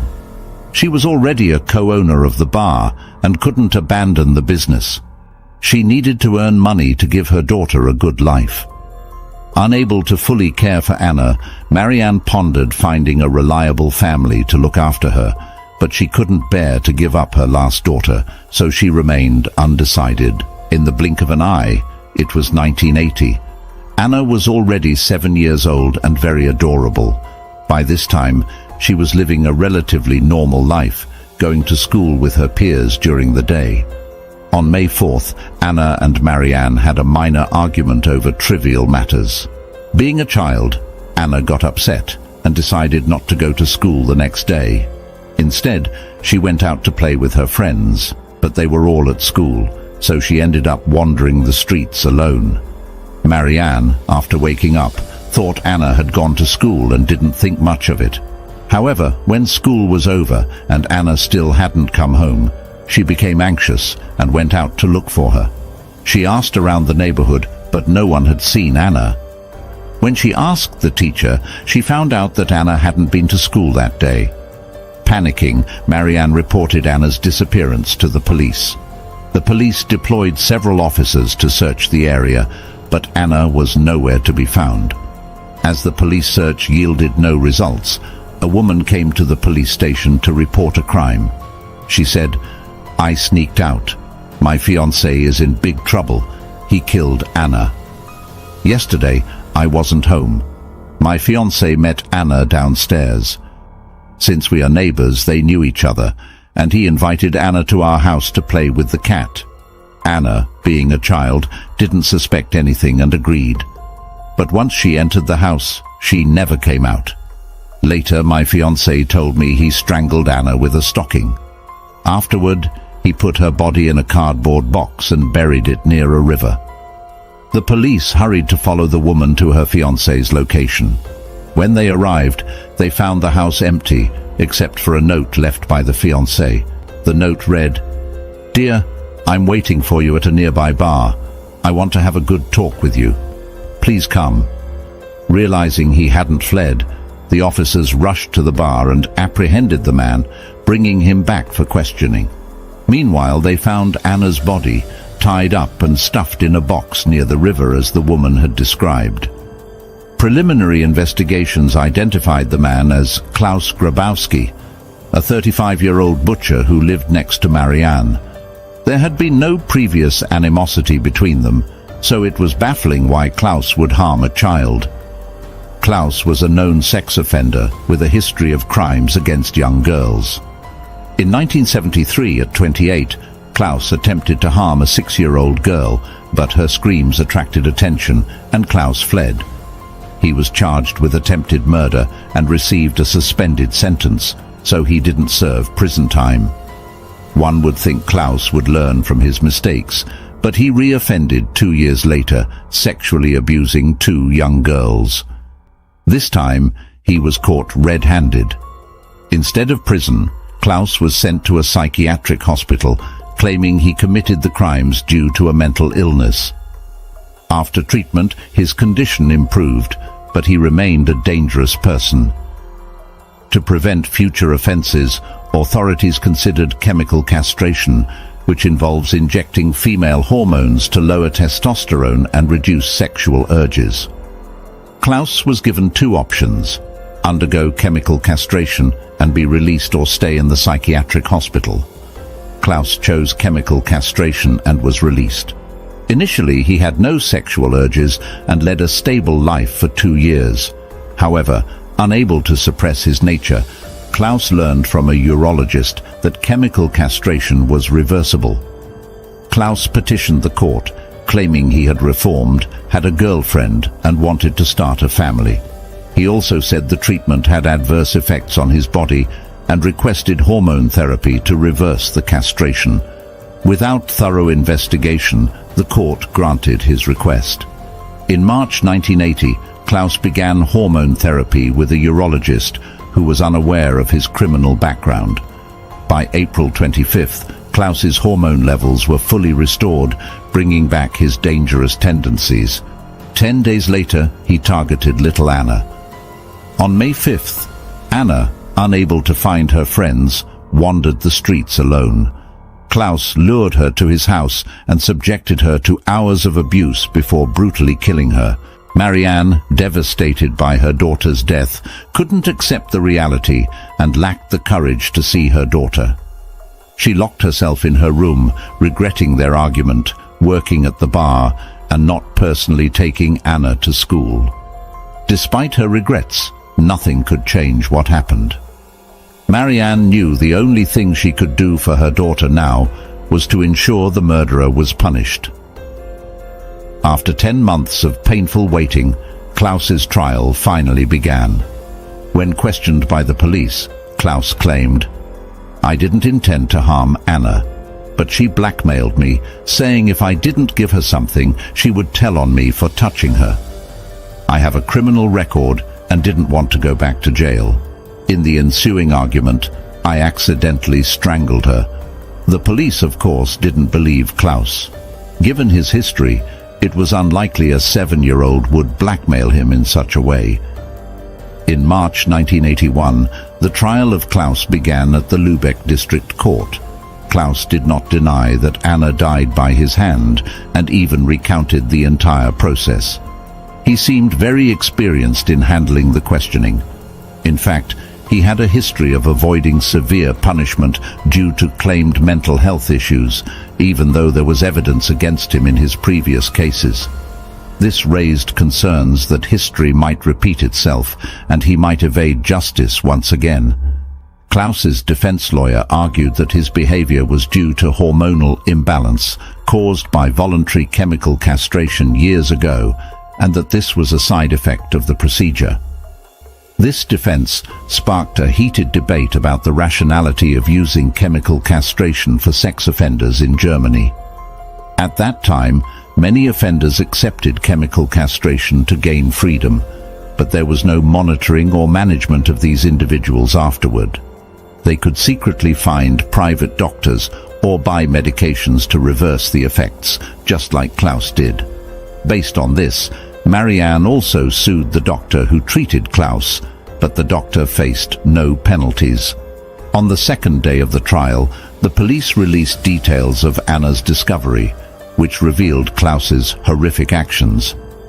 On March 6th, the third day of the trial, Marianne arrived at the courthouse early. As Klaus was brought into the courtroom, Marianne followed him, wearing an overcoat. When she was just 3 meters away from Klaus, she quickly pulled out a .22 caliber pistol and fired 8 shots at him without hesitation. It all happened so fast that the court staff couldn't stop her in time. After shooting, Marianne threw the gun aside, raised her hands, and surrendered, saying, "I wanted to shoot him in the face, but unfortunately, I could only shoot him in the back." A voice then said, "She did it. She really did it," which turned out to be Anna's father, Marianne's ex-boyfriend. Klaus was hit by 7 out of the 8 bullets and was declared dead at the scene. This incident shocked everyone present. It was unprecedented for someone to shoot and kill in the courtroom. The event caused a huge sensation in Germany, with Marianne making headlines in all major newspapers and news programs. Overnight, everyone in the country knew Marianne's name, and she was dubbed the Avenging Mother. Her story was widely covered in the news and media, spreading globally. Many parents supported her, saying they would have done the same if it were their child, praising her actions as justified revenge. However, there were also those who opposed her actions, viewing her as a cold-blooded killer who disregarded the law. Marianne's trial became a major topic of discussion across Germany and the world, with extensive coverage by media outlets. Despite the overwhelming support for Marianne, an undeniable fact remained. Klaus, despite his heinous crimes, had not yet been convicted when he was shot, meaning he was legally innocent at the time. The argument was that even if he were guilty, it was up to the law to decide his punishment, not for someone to take the law into their own hands. If everyone acted as Marianne did, society would descend into chaos. Thus, Marianne's actions were seen as a blatant defiance of the law with severe consequences. The court recognized this, understanding that despite the majority support for Marianne, her actions could not go unpunished. On March 2, 1983, Marianne's trial began. The case was so well known and unique that it attracted a large crowd of supporters and spectators, forcing the court to move the trial to a larger hall that could accommodate 200 people. Many came to support Marianne, hoping for leniency, with some even sending threatening letters to the court. Police investigations revealed that Marianne had bought the gun after Anna's death and practiced shooting in the bar's cellar where she worked. Her ex-boyfriend's comment after the shooting suggested premeditation. If proven, this would mean Marianne committed premeditated murder, which could result in a life sentence. The prosecution emphasized that her swift and accurate shooting indicated practice. Marianne defended herself, saying she bought the gun for self-defense, fearing another encounter with a criminal like Klaus, and denied practicing shooting.